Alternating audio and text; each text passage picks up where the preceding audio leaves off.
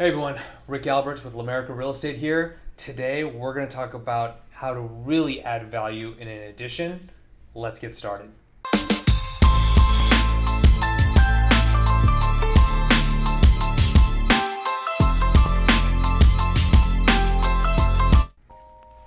Okay, so this video is geared towards my investors, house hackers, even just anyone really, I guess, who want to do an addition on their home, right? Because their thought is, I want to expand what I have rather than trying to sell and go buy another place, right? So what we saw, especially during the pandemic, was it was easier for a lot of homeowners to just pull out a line of credit because interest rates were so low that they could cash out, use the cash to make their home what they really want during COVID, rather than having to go through the headache of hunting for another home. As you know, when you're working with me, it's not necessarily that much of a headache, but point being, the concept's there. So you're thinking about doing an addition. There's so many nuances to think about. And the big question is, am I gonna get my value back? So right off the bat, before I even get to the whiteboard, don't forget to like the video, follow me or subscribe depending on where you're watching this. I would really appreciate it. Okay, now that that's out of the way, let's get back to business. If you're thinking about adding a second story, this is not the video for you. The reason being is it's actually very difficult and complicated to add a second story. There's two reasons. One, you have to think about where you're putting the second story. Because if you're putting it on the existing house, the main house, the foundation, the framing, it was not designed to hold the weight of an entire second story. So you really have to redo everything, almost practically rebuild the home to add that second story. The second issue is, where do you put the stairs? That is a single story house. It was not intended to become a second story, so where do you put it? Generally speaking, you're gonna have to probably get rid of a bedroom so you can put the stairs there, or you do an addition on the house and do the stairs that way, right? So two reasons why it'd be difficult to add a second story is you have to reinforce the first floor and you gotta figure out where to put the stairs. Now that that's out of the way, now we need to talk about, how do I get the most value out of doing an addition? Because it is expensive, right? We're gonna talk about, in one of my next videos, the true cost of building a house. Now, for the sake of this exercise, we're gonna say on the beyond cheap end that it costs about $250 a square foot all in to build in LA. It's really about $300 to $400 now, but for easy math, let's do $250. So we know it costs $250 a square foot. We're gonna use this as our metric.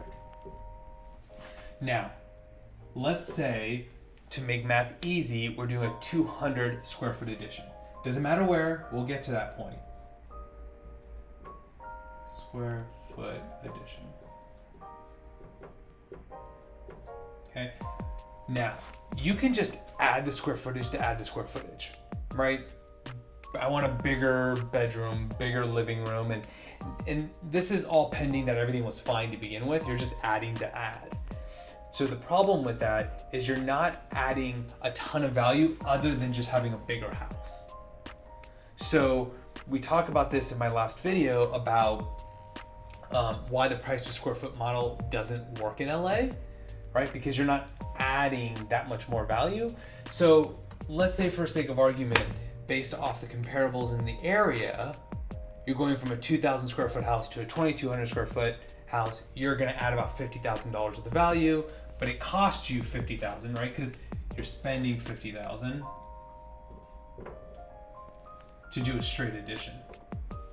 So it's $50,000 to build, and your value add, we'll do VA, is only gonna be about 50K, so you break even. Not a bad thing.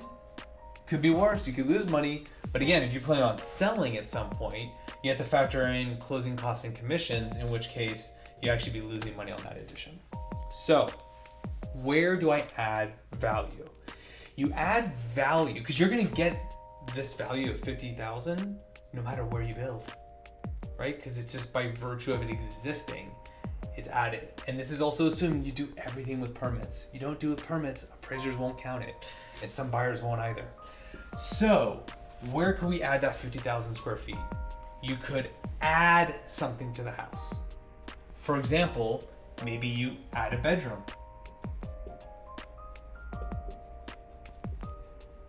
And maybe in your market, adding a bedroom is another $20,000. So how much, when you're doing a straight addition and you're adding the square footage of 200 square feet, but you're adding a bedroom, keep in mind a bedroom, typical bedroom is a 10 by 10. But let's say it's a new big bedroom. Now, because the cost isn't that much more, right? You're popping in the closet. So let's say you're still within this 250 range. Well, now you add that 50,000 plus the 20,000. Now you're at $70,000 in value. But it didn't cost this much to do that addition, right? It only cost you about 50. So now you have about 20K in equity. Now, let's say you wanted to add a bathroom. Okay, so now you're talking about adding a bathroom. Well, adding a bathroom is going to be more expensive because you have plumbing, you have finishes. It just costs more in general, right? Because there's more to it.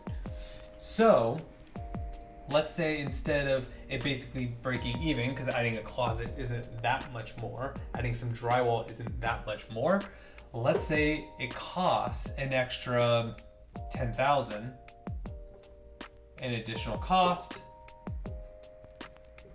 But let's say an appraiser or some buyers, depending on your market, and it might be as little as 10,000 or 5,000 depending on where you are, you might still be at 20,000. You still at 50, 60. So yeah, you still have another 10K in equity. It's a winner. Now, here's how you really add even more value. You have to take a look at the comparable sales and see what is more important. For example, some buyers will pay a premium to go from a 1-bathroom house to a 2-bath house, right? This is the difference between 3 bedrooms, right? So mom and 2 kids, dad, 2 kids, whoever, plus guests all sharing 1 bath versus now having more to go around.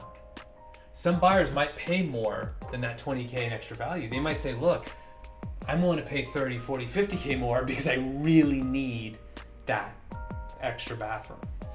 Same with bedroom count.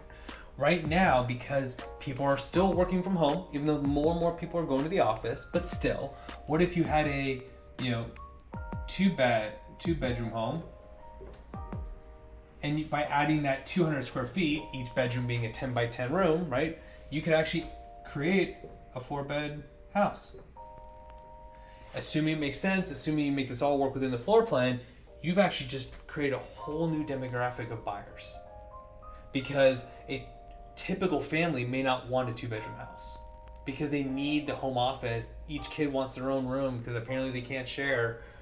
Now you've created a whole nother world for them to choose from. And the last thing, and this is something that even I've personally done, is sometimes there are buyers who only want a house at least 1,500 square feet. And they will not go below that, right? Or there might be a buyer that will not look below 2,000 square feet.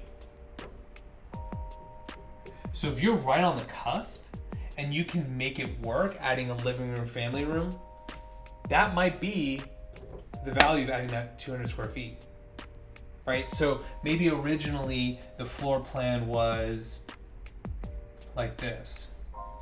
Right, this is a typical floor plan in the San Fernando Valley where you'd have right here, we'll just call it a bed and bath. Then you had 2 bedrooms here, right? 2, 3, maybe you had another bathroom, I don't know, right here. So now you have a bath. Actually, let's do it like this.